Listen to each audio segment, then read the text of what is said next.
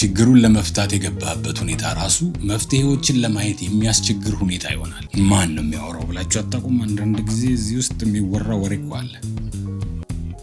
ከአእምሮ ጋር አትታገልም፣ ይልቁንም ትከታተለዋለህ።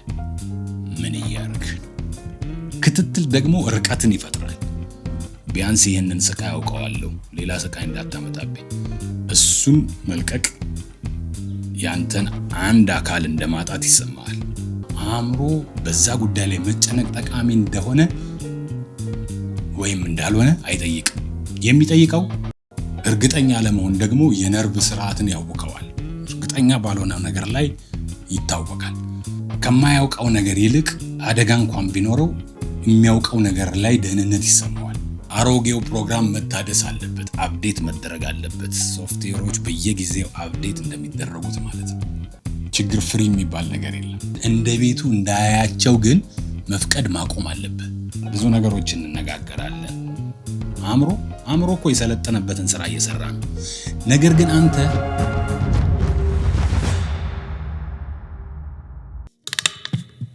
ሰላም። በባለፈው ጊዜ አንድ ርዕስ አንስተናል። ችግሩ ላይ ሳይሆን መፍትሄው ላይ ስለማተኮር እየተነጋገርን ነበር። ያው በርካታ ሐሳቦችን አንስተን ተነጋግረናል። ዛሬ ደግሞ በክፍል 2 አእምሮ ለምን ችግርን ይወልዳል ወይም ይወዳል ብለን እንነጋገራለን። አንድ ሰው በዚህ ጉዳይ ላይ ምን ሲል ሰምቼዋለሁ? ውሻ ልክ አጥንትን እንደሚወድ ከአጥንት ጋር እንደሚታገል ሁሉ አእምሮም ከሐሳብ ጋር የመታገል ልማድ እና ፍቅር ወይም መውደድ አለበት ብሎ ሲናገር ሰምቼዋለሁ። በዛሬው በሁለተኛው ክፍላችን አእምሮ ለምን ችግር ይወዳል ወይም ይወልዳል ብለን እንቀጥላለን። ይህንን መስማት በእርግጥ ሊያስገርም ይችላል። ነገር ግን አእምሮ በችግሮች ላይ ተጣብቆ ሲቀር አንተን ለመጠበቅ እየሞከረ ነው። ይህንን መረዳት ስለ አስተሳሰብህ ያለህን እይታ ይለውጠዋል። እንደ ዛሬው ምቾትና መረጋጋት ከመፈጠሩ ከረጅም ጊዜ በፊት መኖር ወይም ሰርቫይቫል በአንድ ክህሎት ላይ የተመሰረተ ነበር። ምን ሊበላሽ እንደሚችል ቀድሞ ማስተዋል ላይ። ስለዚህ ችግር ሲመጣ አእምሮ በዛ ጉዳይ ላይ መጨነቅ ጠቃሚ እንደሆነ ወይም እንዳልሆነ አይጠይቅም። የሚጠይቀው የሚታወቅ ስሜት ነው ወይ ብሎ ነው። የሚታወቅ ነገር ፋሚሊያሪቲ፣ ምንም እንኳን ምቾት እንኳን ባይኖረውም ማለት ነው። ከማያውቀው ነገር ይልቅ አደጋ እንኳን ቢኖረው የሚያውቀው ነገር ላይ ደህንነት ይሰማዋል። ለዚህ ነው ችግር ተጠባቂ የሚሆነው። ያው በሀገራችንም አባባል ከማያውቁት ይልቅ የሚያውቁት ይሻላል የሚል አባባል እንዳለ ታስታውሳላችሁ። አእምሮ ደጋግሞ ወደ እነሱ ይመለሳል፣ ወደ እነዛ አስቸጋሪ ነገሮች። መደጋገም ምንም ስለሚፈታ ሳይሆን መደጋገም የመቆጣጠር ስሜት ስለሚሰጠው ነው። ማሰብን ከቀጠልክ ስራ ላይ እንዳለህ ይሰማሃል። ስራ ላይ እንደሆንክ ከተሰማህ ተሳትፎ እንዳለህ ይሰማሃል። ተሳትፎ እንዳለህ ከተሰማህ ምንም ነገር ባይለወጥም እንኳን አንድ ነገር እያደረክ እንደሆነ ይሰማሃል። ይህ በጣም አታላይ ከሆኑ የአእምሮ ወጥመዶች አንዱ ነው። ከልክ በላይ ማሰብ ጠቃሚ ስራ ይመስላል። መጨነቅ እንደ ኃላፊነት ይሰማል። ሁኔታዎችን ደጋግሞ ማምጣት እንደ ዝግጅት ይሰማል። ነገር ግን ከነዚህ ውስጥ አንዳቸውም ውጤትን አያረጋግጡም። እንዲያውም ብዙ ጊዜ እድገትን ያግዳሉ። አእምሮ ችግሮችን ይመርጣል። ምክንያቱም ችግሮች የሚታወቁ ግዛቶቹ ናቸው። ቴሪቶሪ ነው። መፍትሄዎች በሌላ በኩል እንቅስቃሴን ይጠይቃሉ፣ ውሳኔን ይጠይቃሉ፣ የመሳሳት እድልንም ይይዛሉ። ስህተትም ሊኖር ይችላል። እርግጠኛ ለመሆን ደግሞ የነርቭ ስርዓትን ያውከዋል። እርግጠኛ ባልሆነ ነገር ላይ ይታወቃል። ስለዚህ አእምሮ ደህንነቱ የተጠበቀውን አማራጭ ይመርጣል። ከችግሩ ጋር መቆየት፣ በህይወት ውስጥ ስህተት እንዳለ በግልጽ እያየ እርምጃ ለመውሰድ የሚቸገረው ለዚህ ነው። ችግርን ማየት ድፍረት አይጠይቅም። በመፍትሄ ላይ እርምጃ መውሰድ ግን ድፍረት ይጠይቃል። አእምሮ ችግሮችን የሚወድበት ሌላው ምክንያት ስሜታዊ ትርፍ ይባላል። ኢሞሽናል ፔይ ኦፍ። ችግሮች ስሜቶች የሚጠባበቁትን ነገር ይሰጣሉ። ብስጭት፣ ቁጣ፣ ፍርሃትና ተስፋ መቁረጥ ሁሉም ኢላማ ያስፈልጋቸዋል። የሚያነጣጥሩበት ሾት ሊያደርጉ። ችግር ደግሞ ያንን ኢላማ ያቀርብላቸዋል። ሰዎች ሳያውቁት በችግሮቻቸው ላይ ስሜታዊ ኢንቨስትመንት ያደርጋሉ። ስለነሱ ያወራሉ፣ ደጋግመው ይጎበኟቸዋል። በዙሪያቸው ላሉ ሰዎች ወሬውን ያዛባሉ፣ ያጋባሉ። በጊዜ ሂደት ችግሩ የማንነት አንዱ አካል ይሆናል። ተግዳሮት የገጠመው ሰው መሆናቸው ቀርቶ በአስቸጋሪ ሁኔታ ውስጥ ያለ ሰው ይሆናሉ። ችግሬ ይሏታል፣ የኔ የግል ያደርጓታል። ይህ ማንነት ስውር ግን ኃይለኛ ነው። አንዴ ችግር የማንነት አካል ከሆነ እሱን መልቀቅ ያንተን አንድ አካል እንደማጣት ይሰማሃል። ስለዚህ አእምሮ በዝምታ መፍትሄውን ይቃወማል። መፍትሄ ስታመጣ ይቃወማል፣ ሬዚስት ያደርጋል። አእምሮ እንዲህ ይላል፣ ቢያንስ ይህንን ስቃይ አውቀዋለሁ፣ ሌላ ስቃይ እንዳታመጣብኝ። ካልታወቀ መሻሻል ይልቅ የሚታወቅ ምቾት ማጣት አስተማማኝ መስሎ ይታያል። ለዚህ ደግሞ ባዮሎጂያዊ ምክንያት አለ። በችግር ላይ ስታተኩር አእምሮህ የጭንቀት ሆርሞኖችን ይለቃል። እነዚያ ሆርሞኖች ለጊዜው ትኩረትን ይስላሉ። ሁሉም ነገር አስቸኳይ፣ አስፈላጊ እንዲመስል ያደርጋሉ። ያ ኬሚካላዊ ጥንካሬ አእምሮን አንድ ትልቅ ነገር እየተከናወነ ነው፣ ኢምፖርታንት፣ አስፈላጊ ነገር ብሎ እንዲያምን ይሸውደዋል፣ ያታልለዋል።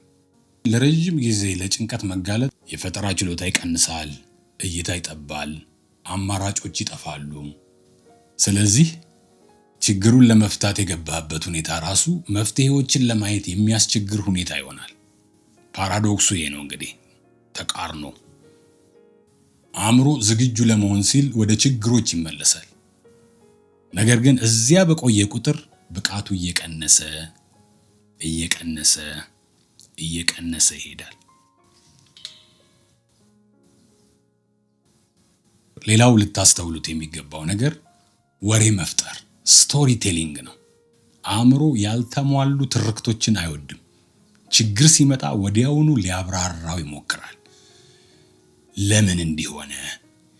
ይህ ምን ማለት ነው? ቀጥሎ ምን ይሆናል? እነዚህ ጥያቄዎች ገለልተኛ አይደሉም፣ በግምቶች የተሞሉ ናቸው። እውነታውን ከመከተል ይልቅ አእምሮ እርግጠኛ አለመሆንን ትርጉም ለመስጠት ወሬ ይፈጥራል፣ ይፈበርካል። ማን ነው የሚያወራው ብላችሁ አታውቁም? አንዳንድ ጊዜ እዚህ ውስጥ የሚወራ ወሬ እኮ አለ። አንድ ወሬ ከተፈጠረ በኋላ አእምሮ ይከላከለዋል። ወሬው አሉታዊ ከሆነ ችግሩ ቋሚ መስሎ ይታያል። ወሬው ድራማዊ ከሆነ ችግሩ ከአቅም በላይ መስሎ ይታያል።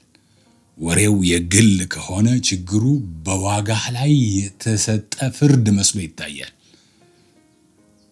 በማንነትህ ላይ፣ በቫሊዩ ላይ።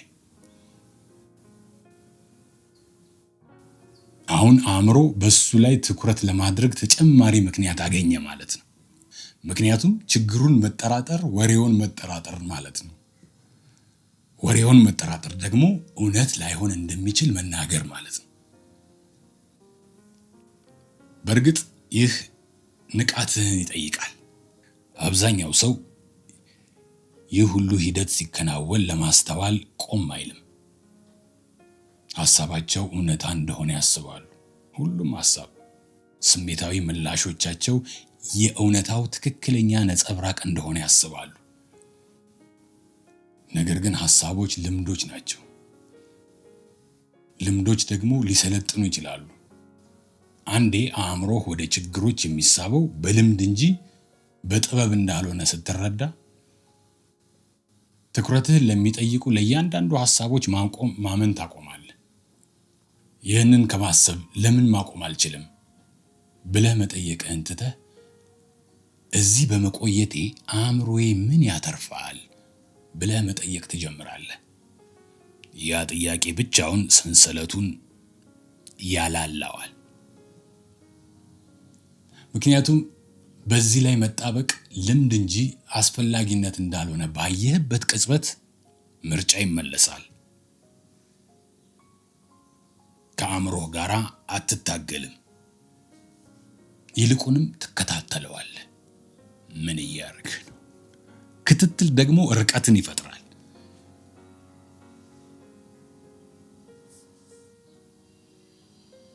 በእርግጥ ይህ ክፍል አእምሮን ስለ መውቀስ አይደለም። የካሃዲ፣ የአታላይ፣ የአጭበርባሪ እያለ ልንወቅሰው አይደለም። አእምሮ እኮ የሰለጠነበትን ስራ እየሰራ ነው። ነገር ግን አንተ አሁን ያለህበትን ሁኔታ አደጋን መለየት በሚያስፈልግበት አካባቢ ላይ አይደለህም። ያለኸው ግልጽነት፣ ብስለትና የተረጋጋ ውሳኔ ይበልጥ አስፈላጊ በሆነበት ዓለም ውስጥ ነው። ይህ ማለት አሮጌው ፕሮግራም መታደስ አለበት፣ አፕዴት መደረግ አለበት። ሶፍትዌሮች በየጊዜው አፕዴት እንደሚደረጉት ማለት ነው። ከህይወት ውስጥ ችግሮችን ማጥፋት አያስፈልግም፣ አይቻልም እንጂ ሲጀመር ችግር ፍሪ የሚባል ነገር የለም። አእምሮህ ችግሮችን እንደ ቤቱ እንዳያያቸው ግን መፍቀድ ማቆም አለብህ። በሚቀጥለው ጊዜ ራስህን በአንድ ጉዳይ ላይ ስትዞር ስታገኘው ቆም በልና ይህንን አስታውስ።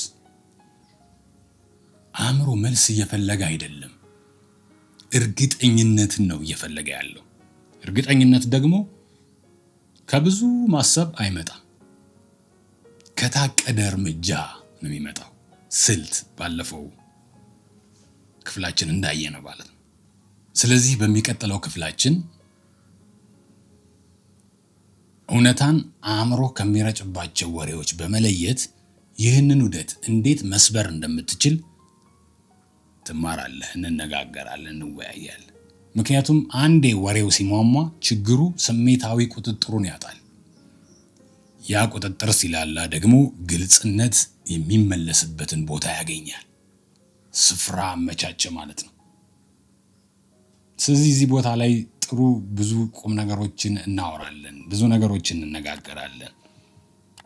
አንዳንዶቹ የኖርኩባቸውም ስለሆኑ ባካፈላችሁ መልካም ከመሆኑ አንጻር የምንነጋገርባቸው ነገሮች ስለሆኑ በሚቀጥለው ክፍል ላይ እውነታን ከተፈበረኩ ወሬዎች ጋራ ስለመለየት እንነጋገራለን።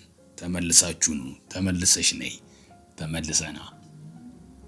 ለዛሬው በዚህ ይበቃናል። ተመልሰን እንገናኛለን። ሰላም ብለናል ቤተሰቦቻችን፣ አብራችሁን ስለሆናችሁ አሁንም ደግመን እናመሰግናለን። ቴዴል ቲዩብ ከኛ ጋር ቆይታ እያደረጋችሁ ስለሆነ ደስ ይለናል። እዚች ጋር ቀዩዋ ለኛ ለእናንተ በጣም ወሳኝ ነገር ናት።